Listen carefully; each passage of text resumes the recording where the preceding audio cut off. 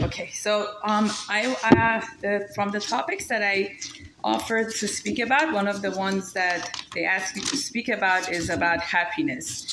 So, who's in control of my happiness? Happiness is something that everybody looks forward to and wants. And one of the interesting things that I wanted to share is one of the amendments in the American Constitution is, who knows the first amendment? Yeah, so one of it is really like narrows down to life, liberty, and the pursuit of happiness. So in the Western world, there's a lot of emphasis about happiness. You know, everything is driven towards like happiness. How can I be happy? How can I find happiness? What can I do to be happy? There's almost this like excessive craving that if I'm not happy, then there's something wrong with me. I always need to be happy. But is that really a realistic point of view? Is that really a way to live? Are we on this world on the pursuit of happiness? Is that our only purpose in life? And if happiness is such an excitement place to be, why is it that there's so many celebrities, millionaires, high-end people that commit suicide? If happiness is the place to be, then why are they committing suicide? So something over here doesn't make sense. As human beings, it's nice to drive towards being happy, but is happiness the only purpose? So I don't know if any of you guys saw that cartoon Inside Out with like all the feelings and the emotions. So I think one of the big things that we need to take into consideration is that happiness is an emotional feeling state like other feelings. Happiness is not a state that you want to be in all the time. Happiness is not something that you need to have every single second of your life. Because if that is the only thing you're driving and thriving towards, there will be no end to it. Your limbic system is constantly going to want to fire and reach that excitement all the time. And what gets formed from that? Addiction. You know, when people are excessively living on a drive of constant happiness, it turns into this addictive behavior that I always want to be happy. And this is why the industry of drugs, especially illegal drugs, where you see with weed and a lot of other things, people have such a craving towards it because what? They just want to be happy. They just want to feel happy. They just want to feel good, which is not the way to get things done in life. And it's not a motivation of being the best version of yourself, because we don't come into this world just being happy. We come into this world to work on being the best version of ourselves. So what Judaism teaches us is meaning. We come into this world to have a meaning and purpose. Our only motivation in this world is not happiness. We're not coming into this world to just run after happiness. Does that make sense? It's a big mitzvah.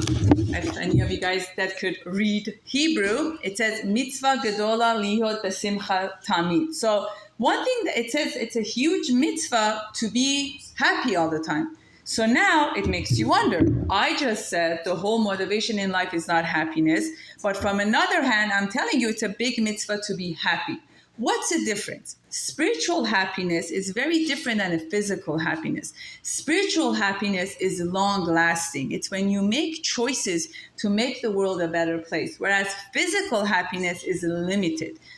So let's talk about some of the difference. Physical happiness has a lot more to do with something that comes from the outside, makes me feel good, and it's all about me, and then it ends, right? Whereas spiritual happiness is usually an act that I do for the world, for someone else, and every time I think about it, I still feel good. Physical happiness is the cup of coffee I had today. Made me feel good, I enjoyed it, but as soon as the cup of coffee finished, it was gone. Now I'm not as excited as when I was thinking about ordering it and getting it, right? Offering to do this talk is a spiritual happiness. I got to meet you guys, and every time I think about even last year when I spoke with you, for you guys, for your other group, it still makes me feel good because I offered something from within me and I shared it with you guys. So there is a big difference between physical happiness and a spiritual happiness. Physical happiness has to do more with satisfaction, with my pleasure, with my ego, with my sense of self, and I want to have more and more every time. So if I'm eagerly thinking about that Nike shoes, that color that I just saw my other friend have, and I'm thinking about it, and it's like the only brand, and it's like Jordan and this, and it comes in that color, and it's the limited edition, and I'm like thinking about it, and I want it so bad, and I like wait to buy it. What happens once I actually buy it? What happens? Huh? Temporarily happiness. Again, because it was physical happiness. Once I get it, once I wear it, once I own it, after a while, it becomes ordinary for me. So physical happiness is time bound, whereas spiritual happiness is ongoing. So when the Torah is teaching us mitzvah gadol aliyot besimcha tamid, there's no way you would be commanded to do a mitzvah that you cannot do yourself, right? You say a bracha when you eat an apple. You say a bracha. Mitzvot are things that you can do. So what does that mean? Does that mean I can create happiness? So does that mean I have a choice in happiness? So the reality is, yes, we do have a choice in happiness. However, there is a genetic factor. Some people are genetically more capable of being happy than others because of the amount of chemicals that your brain produces and the genetics and the family dynamic you were born to.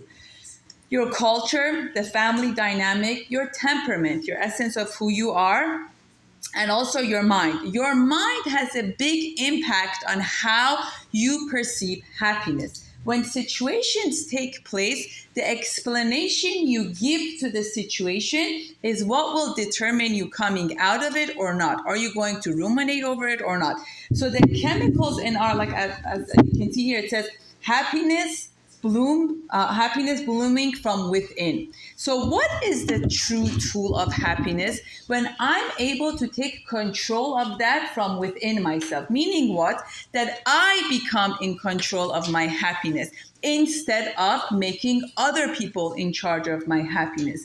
So culture has a lot to do with it. Some cultures that are more smothering and enmeshed, the happiness of each other depends on the other person. So let's say if you were brought up in a very like enmeshed culture where like Persians, Middle Easterns are very known for this, not that it's like, it's just part of the culture, that there is kind of like a total enmeshment. Once you eat, I will be happy. Once you do this, I will be happy. I remember my grandmother, Zichron Lebracha, used to say, if I see you eating, I become happy. And I would be like, as if just me sitting down and watching you eat, it makes me happy. They live their happiness through what? Through the other person. As much as this sounds amazing, however, there's a guilt to it. What happens if I don't want to eat? What happens if I'm not hungry? What happens if I don't want it? Does that mean now she's not happy? Were you going to say something? Oh, no. So, as much as it sounds wonderful from one side, but there is a guilt component to it also. Do I become responsible for her and her happiness? Is that really something that you want to give on and pass on to the next generation? That you hold responsibility for my happiness. You hold the key to my happiness. Or when little girls are like young, like let's say they want to give them, they say, oh, you should wear it for your wedding. You should wear it. No, thank you for being here. That they say to them, oh, like let's say the girl said, the daughter says, I really want this. God willing, you should wear it for your wedding. You should buy it for your wedding. You should, once you get married, you do it with your husband. You do it. There is this like thrive of happiness that's given responsibility to this spouse that's not even in the picture. It's like kind of like this fairy tale hope in the future. And what are we doing? We're setting up this little girl to have all these hopes of happiness dependent on who? Her husband, right? Who is this really fair?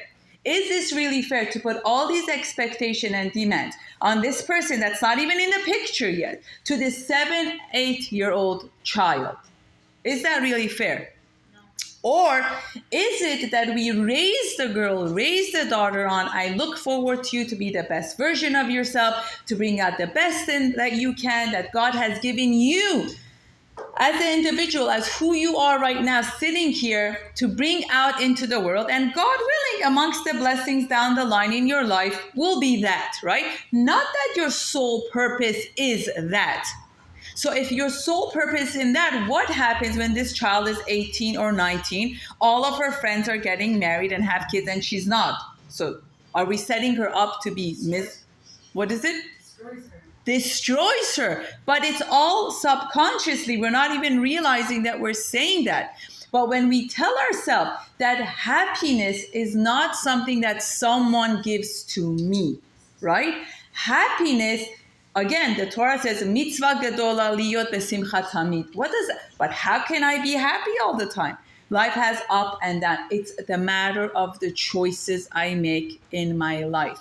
The choices I make in my life leads me to feel the feelings I have.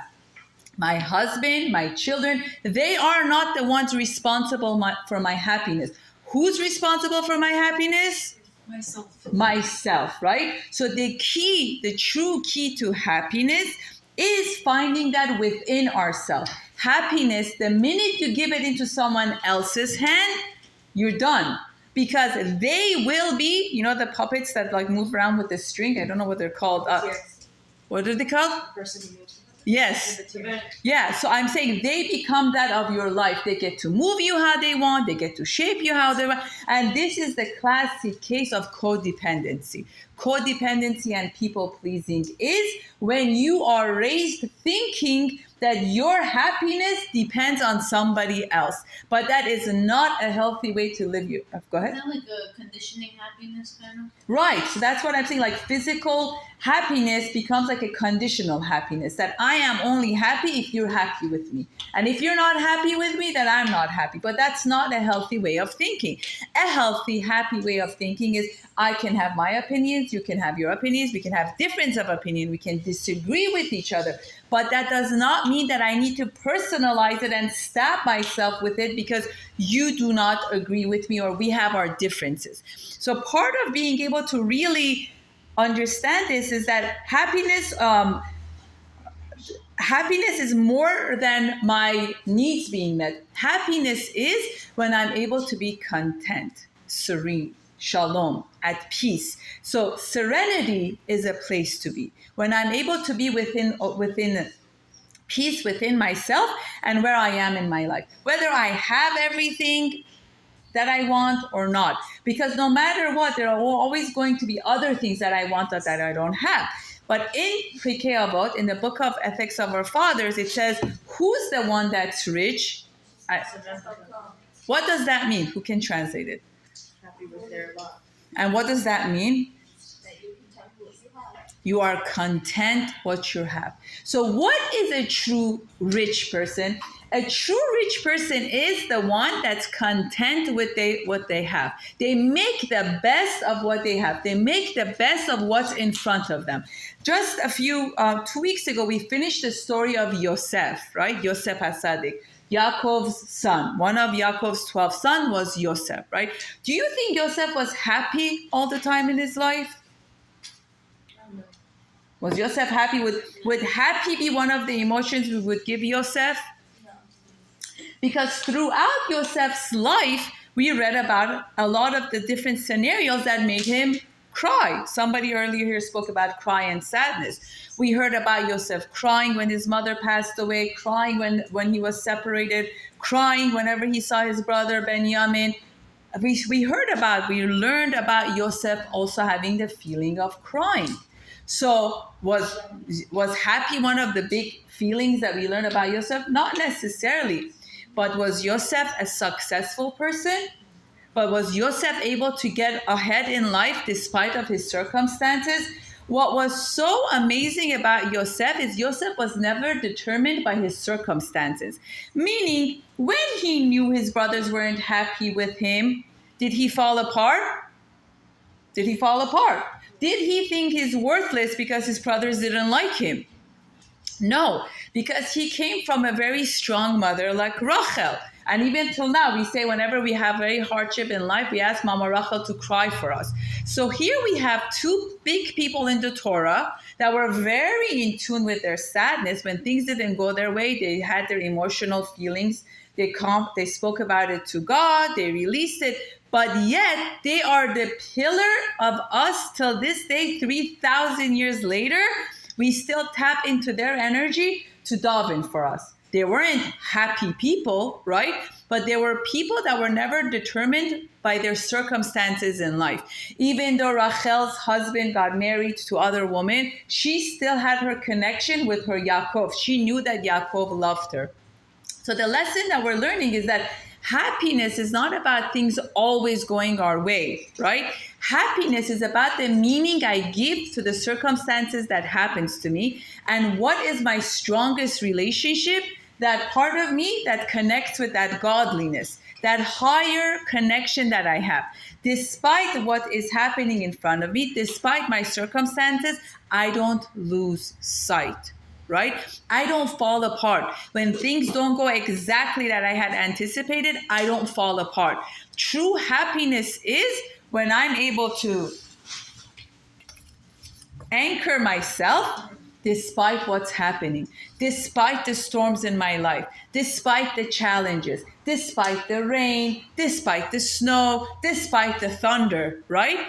I don't let go. I continue to anchor myself to who? To God, to Hashem, because I know He's the one that could hold me down when things are not going well. And as Jill was saying, when we're able to give names to our different emotions and feelings and know that they all have room, it doesn't mean that I'm miserable because different situations in my life bring up different feelings for me. So the four main core feelings that a person experiences, the four main one is fear, sadness, joy, and anger. So it's fear, sadness, joy, and anger. Are any of them more important than the other? Let's say it together. Are any of them more important than the other? Do we need all of them to be able to survive in this world? Yes. Right? So I'll tell you what, if you're constantly born in abundance of joy, meaning you never feel sadness or anger, guess what happens to you as a baby? Are you ever going to cry? Imagine you're in abundance of joy. Will you cry when you're hungry? It's a very simple question. Imagine you're born into this world and you are pumped with abundance of dopamine and serotonin. That means you're always happy. Will you cry when you are hungry? No, you probably laugh. Will you be fed? No. You will not be fed. So imagine this powerful lesson you just learned today. Sadness and anger is what leads you to get your needs met. What was it? Survival. Sadness and anger and fear is the essence of what will help you to survive in life. Because if you don't have these mechanisms, you will not react. Your nervous system will be in a homeostasis and it will not react and your needs will not get met. I have a question, because I feel like oftentimes people have a challenge.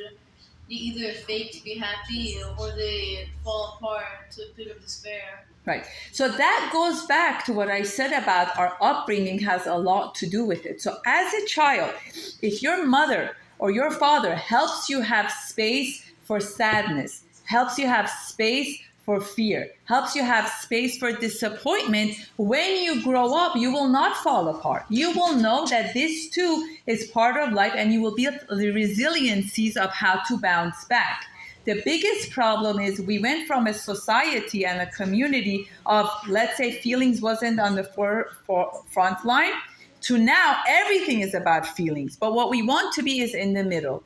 We want to have our feelings and know that we're not going to fall apart.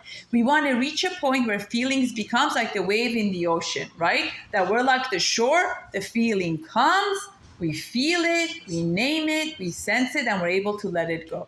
So when my child just got a toy and is begging me for the next one, I will sit with his feeling of sadness of wanting the next one, right? I will sit with him. He can cry. He can feel sad about it. Will I immediately buy the next toy? No, because what am I doing? I'm ripping him off the feeling of being able to feel sadness and not always having what he wants right away. So what did I do? I built his frontal cortex, his executive functioning. Whereas the limbic system, which is the survival mode, thinks he's going to fall apart. But I hold space, I give him time, and I help him come to himself and know you can want that toy. You can want it. You can be sad over it, why I'm not immediately getting it for you. But you need to wait till you earn it for the next prize you're going to have. By doing this with him, I'm building his muscle of patience, appreciation, and waiting for the next time that he's going to have it. It doesn't necessarily mean I'm a bad parent. I'm giving him the gift of patience and waiting. So when you live your life of happiness being the focus, what happens when you get married and you don't necessarily get everything you want right away? Who's the bad person? Your husband. Your husband, right? Because if you really loved me, you would get this for me right now. But is that really the true key to happiness? Is that really happiness? Are kids who are given everything they want happy, or are they spoiled? Spoiled. Right? So let's dissect it. What's the difference between happy and spoiled? Let's give some example. Give me some example of a spoiled person you've met. What are they like? Are they kind? Throw out ideas. Go ahead. Very bad attitude. Very bad Feel like attitude. They deserve everything. They think they deserve everything that they have. Rude, entitled, self-centered, ungrateful, They like shortcuts and less spoiled. shortcuts in life, spoiled, snobby.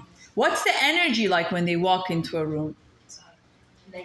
Negative. Do you feel heat or you feel coldness? Cold. Coldness. Is it easy to make eye contact for them? Do they smile easily? Do they feel warm? So giving your child everything they want right away doesn't necessarily make happy kids. It creates more of a self-centered, spoiled child, right? More about me, mine, right?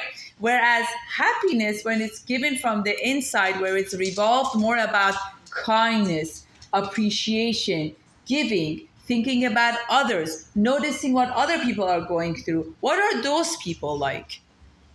That are more chesed, kindness oriented, welcoming, humble. Do they always have the best of everything? No. Do they always have the name brand things all the time? But they're happy. How do you know they're happy? How do you know somebody is happy? Give me some example. Smiling, their attitude, their energy, their take on life, the way they speak. They don't Complain so often. They don't complain so often. What else? How do you know someone is truly happy? They're not jealous. Jealous. Or try to take away from other people. Jealous. So meaning that what we're realizing is that physical happiness leads you to becoming self-centered, all about you, competing, comparing, being jealous. There's never enough. It's always about wanting what you don't have. Does that remind you of any story from the Torah? One of the main story it reminds me of the story of creation. God made Adam, gave him the whole Gan Eden, said you could have everything except what? Apple. Yeah. And what does the snake do? Wants them to eat that apple. Right. So how often do we come across people that are, or thoughts in our head that are like the snake? That are friends that are like the snake, you know? Forget about this whole garden and everything that you have. What about that one thing that you don't have? That one thing you don't own. That one thing that's not yours, right? So what did Chava, and who does the snake go to? Which is a big lesson for us. Who does the snake go to?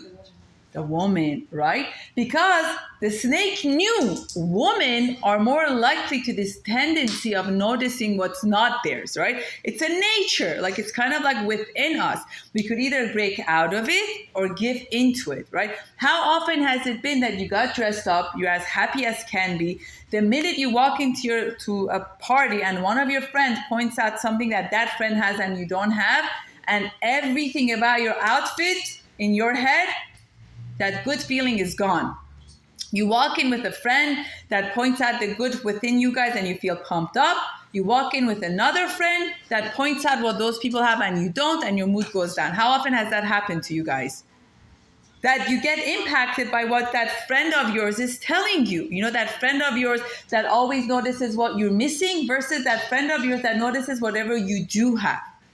So the snake knew exactly who to go to because the woman have more of a tendency of that, of going down that spiral effect of what I don't have, what I want that it's not mine. So, and it's interesting enough that the tree was called tree of knowledge, Et Hada'at, right? Right? Tree of knowledge. But did they really become smart after they eat it, or they became limited? Limited, because as soon as they ate it, what happened? It says they looked down and they noticed they were naked.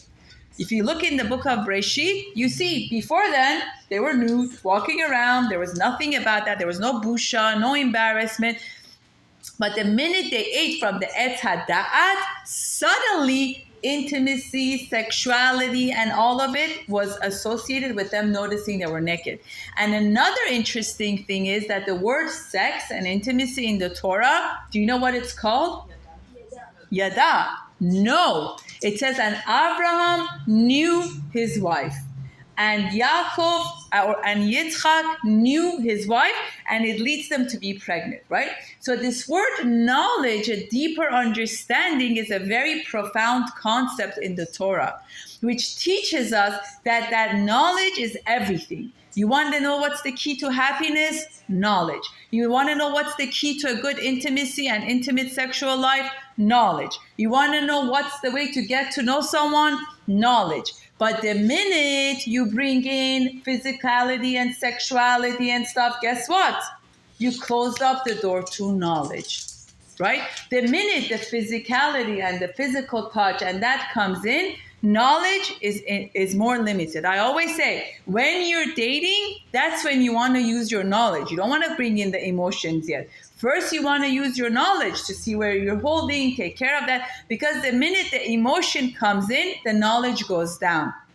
It's almost like when women give birth and they have a healthy delivery and everything in their brain is going well and they're releasing the amount of oxytocin, dopamine, and serotonin, which are known as the happy chemicals, that baby to everyone else could look ugly, could look loud, could look obnoxious. You sleep in your family's house and had a baby, the next day you want to run for your life. And the mother wakes up, isn't my baby so beautiful? You're like, what's wrong with you, woman? You woke up every 2 hours. I wanted to hit my head to the wall, change her diaper, fed her. Why? Why is the woman capable of doing that? It's her kid. It's the hormones in her brain, more than the kid. It's that happy hormone that's driving her to do what she's doing. It's the serotonin, dopamine, and the oxytocin, which is the happy chemicals in your brain, which is the same chemical that gets produced during physical, intimate touch. When women more than men are driven by the chemical, many times, in the secular world where like physical touch is there, it's like years later, they're like, well, how could you were dating him? How? Because the minute physical touch comes in, the emotion gets going, the chemicals gets released, the logic is out the door. Literally out the door. And I'm not just like saying this, because the minute those chemicals come in, the logic is no longer functioning. So why does the Torah tell us about putting that on hold? Because you want to make sure that you're using your logic to make sure it's a good match. Because once the happy chemicals comes in, nothing matters. And let's do a review with our happy chemicals. And this is another thing that, yes? I have a question, but can't you also get emotionally attached without touching as well. So this is a very interesting point because my husband always says, people say, I'm Shomer Negia, right? But they have this deep conversation with the guy they're dating for hours, walk by the beach, talking till like 1, 2, 3 a.m.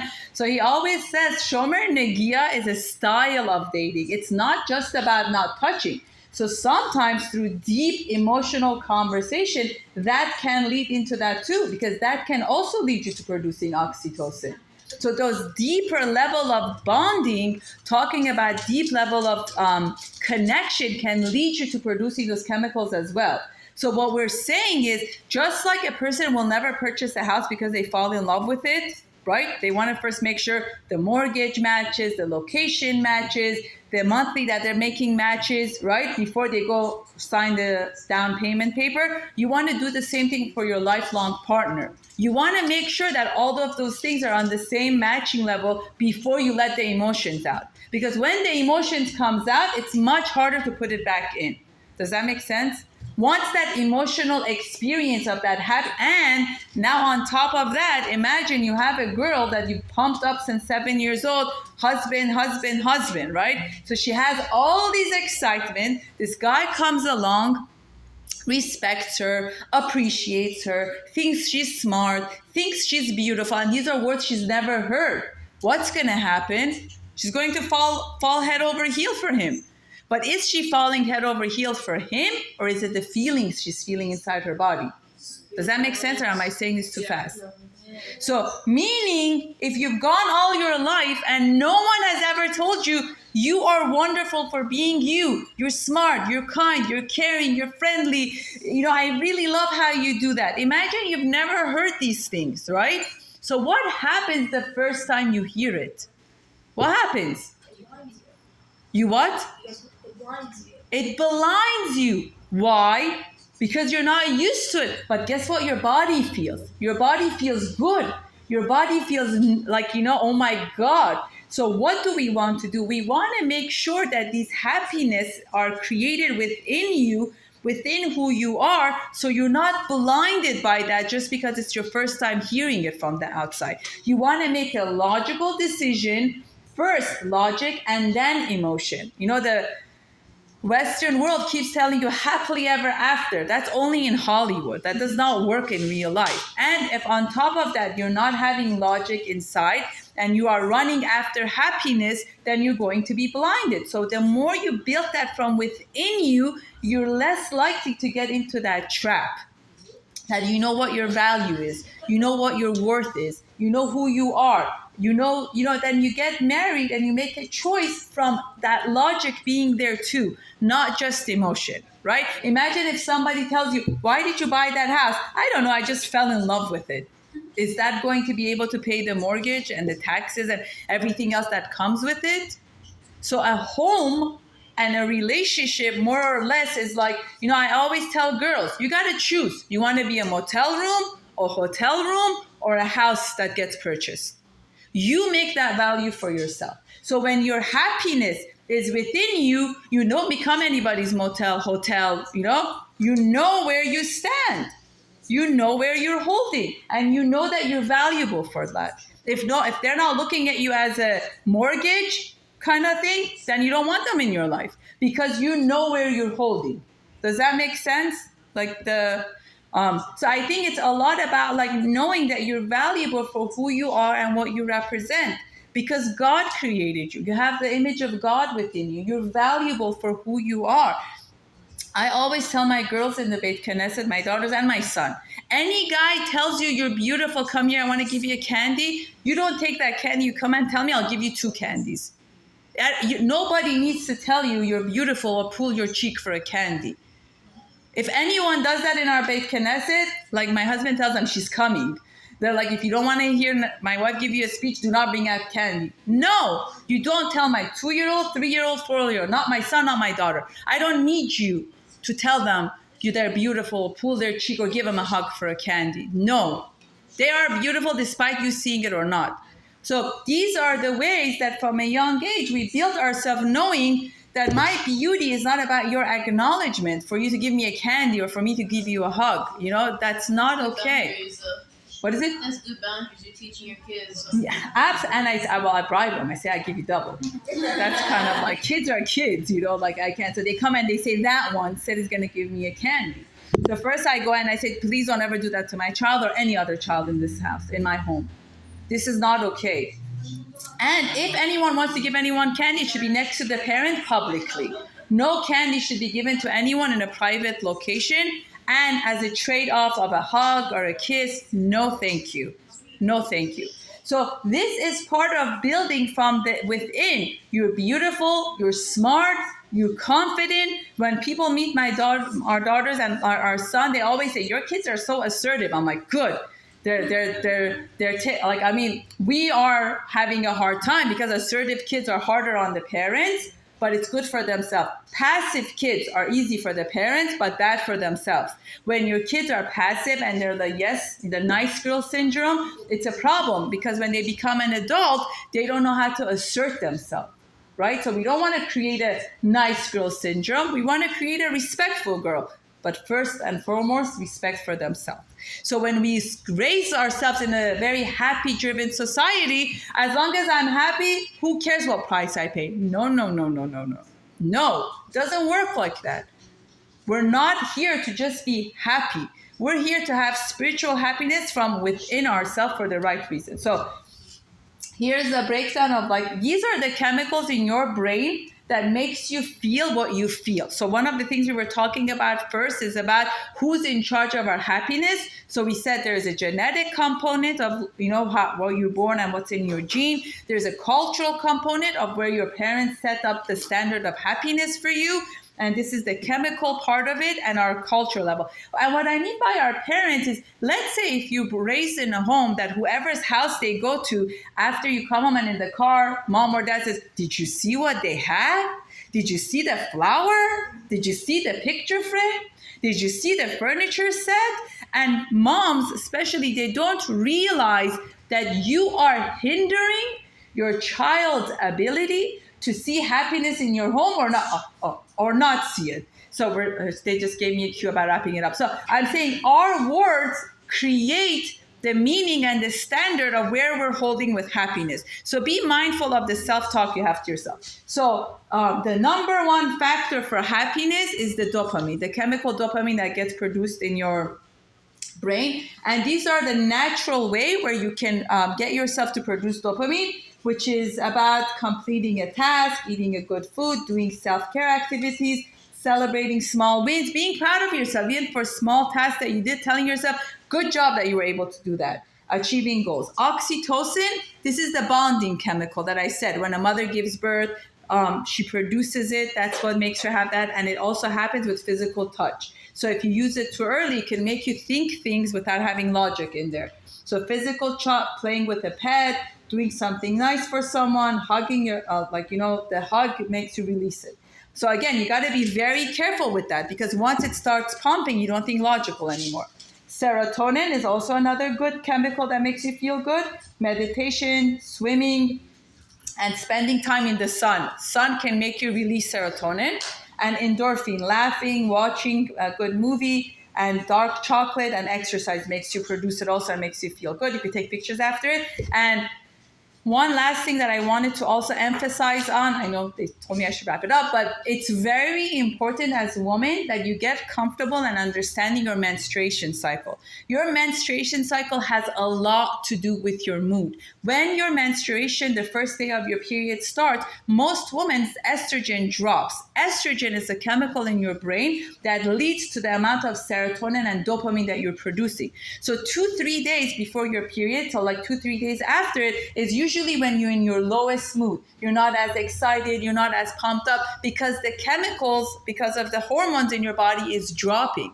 So when you get into the habit of scheduling and knowing when your next cycle is coming, you'll be more in tune with your emotions and your sensation. Instead of blaming everyone around you, you're like, oh, this is what, and I call it the seasons of the month. Women go through the whole seasons every month. It's like the fall and winter, it's like the first week when you get your period and the week after, that's when you're in your low. It's like a tree without the leaf. And then by the day 14, you take up again. It's like the spring and summer. So when you become mindful of your month and your hormones, and you become more in charge of your body and your mood, and instead of giving the key of your happiness to your location and your situation and everything around you, you take ownership of it, of knowing where you're holding, what you're feeling, and knowing when you need to be extra kind and caring to yourself, and not to put yourself in places where you have to have those main meetings during that time, because you know biologically, chemically, you're going to be lower in that stage. So by having a control over your mood and knowing that ultimately it's your thoughts, it's your mindset, it's the chemicals, and it's your outlook on life that holds the key to your happiness, then you will no longer be a passenger of your life, and you become the driver of your life. So